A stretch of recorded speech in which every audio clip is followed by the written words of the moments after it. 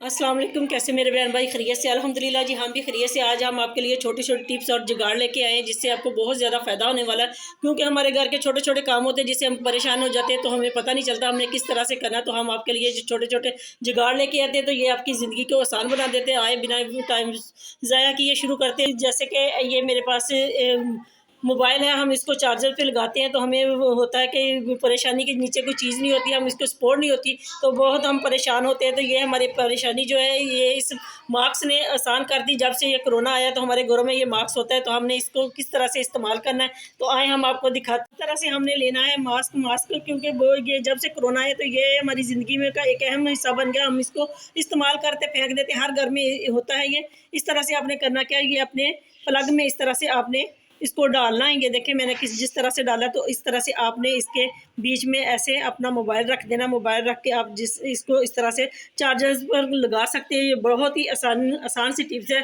जिससे हमें बहुत ज़्यादा फ़ायदा होने वाला है। उम्मीद है कि ये वाली भी टिप्स आपके लिए बहुत ज़्यादा फ़ायदामंद होगी। देखिए जी, इस तरह से ये चार्जर्स के स्टैंड का भी काम कर रहा है और एक्सपोर्ट भी बन गई वो हमारे मोबाइल के लिए। तो उम्मीद है कि ये वाली टिप्स आपके लिए बहुत ज़्यादा फ़ायदामंद है। अगर पसंद आई तो लाइक ज़रूर करें। तो इस तरह से हम रोज़ाना छुरियाँ अपनी जो नाइफ़ होती है इस्तेमाल करते हैं, पीलर वगैरह इस्तेमाल करते हैं, तो वो इस्तेमाल कर करके वो काम करना छोड़ देती है। तो हमने करना क्या है, आज के बाद ये वाली जो मेटल की कुची होती है इसको हमने लेना है और इस तरह से हमने अपनी जो एक छुरियाँ वगैरह होती है उनको हमने इस तरह से इसके ऊपर इस तरह से हमने रगड़ना है। अगर आप इस तरह से भी रगड़ें तो तेज़ हो जाएगी, नहीं तो आपने इसको इस तरह से पकड़ना है। इस तरह से पकड़ने के बाद आपने इस तरह से करना है। तो जो आपकी छुरियाँ काम करना छोड़ देती है वो बहुत तेज़ हो जाती है, क्योंकि हम सब्ज़ी वगैरह बनाते हैं तो मज़ा ही नहीं आता ये अगर छुरी तेज़ ना हो। अगर वो छुरी काम करना छोड़ दे तो फिर हमें बहुत ही अजियत होती है।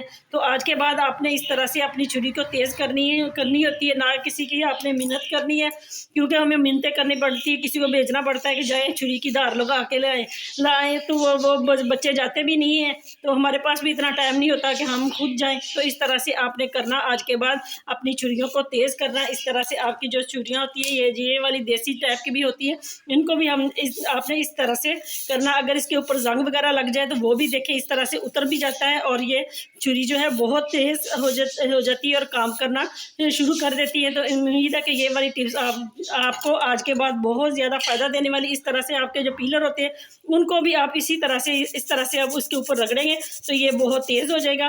तो उम्मीद है कि ये वाली टिप्स आपके लिए बहुत फ़ायदेमंद होगी। अगर पसंद आई तो लाइक करें, शेयर करें, मेरे चैनल को ज़्यादा से ज़्यादा सब्सक्राइब करें। नेक्स्ट टिप अब आपके लिए ये है कि मैंने ये फ्राई पैन में नमक डाला है। तो आपको दिखाते हैं कि किस तरह से आपने ये बनाना है और मेरे साथ रहिएगा, बिना स्किप किए एंड तक ज़रूर देखिएगा। ये नमक लिया मैंने तकरीबन 2 से 3 चम्मच। इसमें डालेंगे हम तकरीबन 1 डेढ़ चम्मच हम इसमें शैम्पू का डालेंगे। शैम्पू आपने कोई भी ले लेना जो आप यूज़ करते हो, जैसे कि मैंने लिया हेड एंड शोल्डर। आप जो भी घर में इस्तेमाल करते हैं वो ले लेना। आपने उसमें तकरीबन 1 से डेढ़ चम्मच इसका डालना। तो इस तरह से मैंने नमक में डाला शैम्पू तकरीबन आपने 1 से डेढ़ चम्मच लेना है शैम्पू, जो मैंने तकरीबन ये आपके सामने लिया हुआ है। तो इसमें अब हमने डालना है तकरीबन आधा गिलास पानी का। आप चाहें तो ज़्यादा भी कर सकते हैं क्योंकि मैंने ये इसको गहरा रखना है इसलिए। तो इस तरह से आपने इसको मिक्स कर लेना। मिक्स करने के बाद हम इसको रखेंगे चूल्हे पे। 1 से 2 मिनट हमने इसको थोड़ा सा पकाना है। तो आइए हम आपको दिखाते हैं किस तरह से हमने इसको पकाना है और हम बिना स्किप किए एंड तक ज़रूर देखिएगा। ये देखिएगा कि हम इसको क्या बना रहे हैं और ये आपके किस काम आने वाला है। हमने रख दिया इसको चूल्हे पे रखने के बाद हमने थोड़ा सा इसको मिक्स किया। पानी और नमक जो इस पर हमने शैम्पू डाला था उसको पानी में हमने हाल किया। करने के बाद हमने इसको थोड़ा सा पकाना है। ये देखिए 1 से 2 मिनट। उसके बाद हमने इसमें डालना है लेमन। आप एक बड़ा है तो आप एक भी ले सकते हैं, छोटे हैं तो आप उसमें 2 लेमन डालें। तो ये देखिए इस तरह से हमने इसको थोड़ा सा पकाना भी है और ये हमने लेमन डाला 1।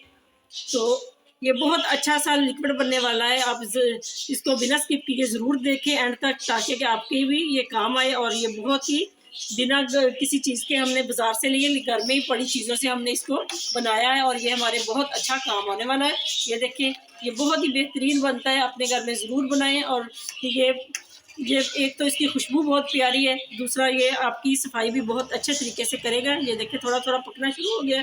इस तरह से हम इसको थोड़ा सा और पकाएंगे और पकाने के बाद आपको दिखाते हैं किस तरह से हमने इसका इस्तेमाल करना है। ये देखें जी, हमने 1 से 2 मिनट इसको पकाया। अब हम इसको चूल्हा बंद करते हैं और नीचे उतारते हैं और इसको ठंडा होने के लिए रखते हैं। फिर आपको दिखाते हैं किस तरह से हमने इसको इस्तेमाल में लाना है। ये देखें जी, इस तरह से मैंने एक बाउल में इसको निकाल लिया है और अब हम इसमें डालेंगे मीठा सोडा। मीठा सोडा भी हर घर में होता है, इसका 1 चम्मच भरकर हम इसमें ये डालेंगे। ये देखें, इसकी बहुत अच्छी खुशबू भी आ रही है और ये हमने इसको इसमें मिक्स किया तो ये बहुत ही खुशबूदार एक क्लीनर तैयार हो गया है। तो आए हम आपको दिखाते हैं किस तरह से हमने इसको इस्तेमाल में लेके आना और ये आपकी किन किन चीज़ों को तो साफ़ कर सकता है। तो ये देखें जी, हम घर में पोछी वगैरह लगाते हैं, मॉप लगाते हैं, तो ये साइडें जो होती है इस तरह से गंदी रह जाती है और ये वाली साइड पे जो हमारा बॉर्डर होता है तो वो भी टाइल्स का इस तरह से कुछ मैला मैला हो जाता है। तो इसको हम किस तरह से साफ़ करें?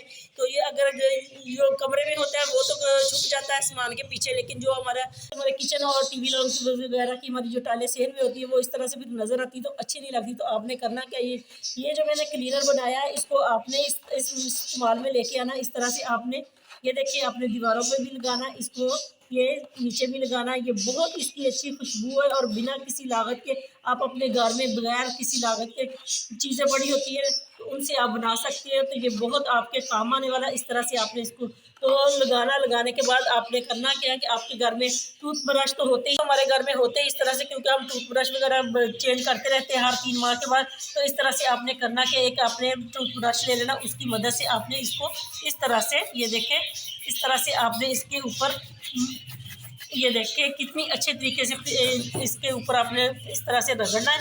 रगड़ने के बाद आपने इसको, मैं आपको दिखाती हूँ किस तरह से ये साफ़ हो जाएगा और हमारे घर की जो दरो दीवार गंदी होती थी रोज़ाना उस पर ये देखिए कितनी मैल इसकी उतर रही है तो वो बिल्कुल साफ़ हो जाएगी। इस तरह से आपने बिना किसी लागत के अपने घर की जो दरो दीवार इस तरह से गंदी होती है उसको आप साफ़ कर सकते हैं। ये देखिए किस तरह मैला हो गया। टूथब्रश मैंने लिया था आपके सामने, कितना अच्छा साफ़ था।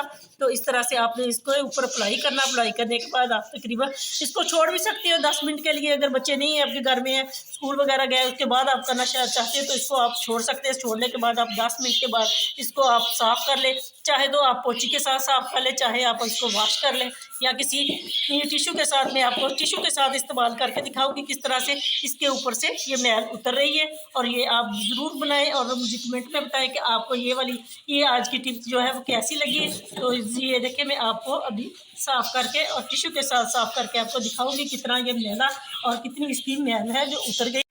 ये देखें जी, कितनी अच्छी तरीके से जो इसकी मैल लगी हुई थी वो उतर गई और आपको भी नज़र आ रहा होगा कि ये कितना मेरा ब्रश जो है वो इतना गंदा हो गया। अब मैं टिश्यू की मदद से आपको साफ़ करके दिखाती हूँ ताकि आपको अंदाज़ा हो और आप इसको इस्तेमाल करें और बगैर किसी लागत के, बगैर पैसों के आप घर में इसको इस्तेमाल कर सकते हैं। ये देखिए, मैंने थोड़ा सा साफ़ किया अभी आपके सामने, तो ये देखिए टिश्यू कितना गंदा हो गया। मैंने आपको टिश्यू के साथ साफ़ करके दिखाया। अब मैंने ये टॉवल लिया, टॉवल के साथ आपको साफ़ करके दिखा रही हूँ।